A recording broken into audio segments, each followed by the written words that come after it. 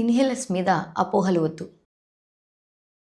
అందరికీ నమస్కారం. నేను డాక్టర్ జిఎల్ సుష్మితారెడ్డి, ఊపిరితిత్తుల వ్యాధి నిపుణురాలు, అపోలో హాస్పిటల్స్, నెల్లూరు. ఊపిరితిత్తుల వ్యాధి ఉన్న వారిలో ఇన్హేలర్స్ వాడడానికి చాలామంది అపోహలకు గురవుతూ ఉంటారు. వీటిల్లో మోస్ట్ కామన్ సందేహాలు ఏంటంటే, ఇన్హేలర్స్ వాడితే జీవితాంతం వాడుతూ ఉండాలి, వాటిలో స్టిరాయిడ్స్ ఉంటాయి, దానివల్ల మాకు సైడ్ ఎఫెక్ట్స్ వస్తాయి, మాకు జబ్బు తీవ్రత అంతగా లేదు కదా, ఎందుకు ఇన్హేలర్స్ వాడాలి?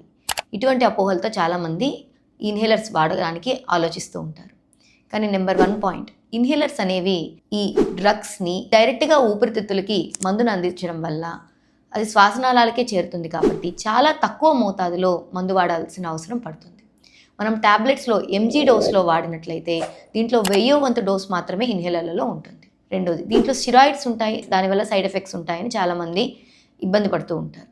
కానీ దీంట్లో వాడే స్టిరాయిడ్ అనేది మన బ్లడ్లోకి వెళ్ళదు, అది మన బ్లడ్ స్ట్రీమ్లోకి వెళ్ళి దానివల్ల సైడ్ ఎఫెక్ట్స్ రావు. ఇది కేవలం ఊపిరితిత్తులకు మాత్రమే డైరెక్ట్గా వెళ్తుంది. కాబట్టి ఇన్హేలర్ వాడిన తర్వాత నోరు పుక్కిలిచ్చి ఊసినట్లయితే దానివల్ల ఇబ్బంది కలగదు. మూడవది, జీవితాంతం దీన్ని వాడవలసిన అవసరం లేదు. జబ్బు యొక్క తత్వం బట్టి, జబ్బు యొక్క తీవ్రత బట్టి డాక్టర్ని సంప్రదించినట్లయితే జబ్బుకు తగ్గట్టు సంబంధించిన డోసేజ్లో పెడతారు. అలాగే జబ్బు తగ్గే కొద్దీ డోసేజ్ తగ్గించుకుంటూ మందును మార్పు చేసుకుంటూ వస్తారు. మనకి లోపల ఈ తీవ్రత అనేది బాగా తగ్గిన తర్వాత ఇన్హేలర్స్ కొన్నిసార్లు ఆపేసేదానికి కూడా అవకాశం ఉంటుంది. కాబట్టి మీకు ఈ సమస్య ఉన్నట్లయితే డాక్టర్ని సంప్రదించి దాన్ని బట్టి ట్రీట్మెంట్ తీసుకోండి. ఇన్హేలర్స్ గురించి అపోహవద్దు. మీ ఫ్రెండ్స్కి, ఫ్యామిలీ మెంబర్స్కి ఇన్హేలర్స్ వాడుతున్నట్లయితే వారికి అవేర్నెస్ కలిగించడానికి ఈ వీడియోని షేర్ చేయండి.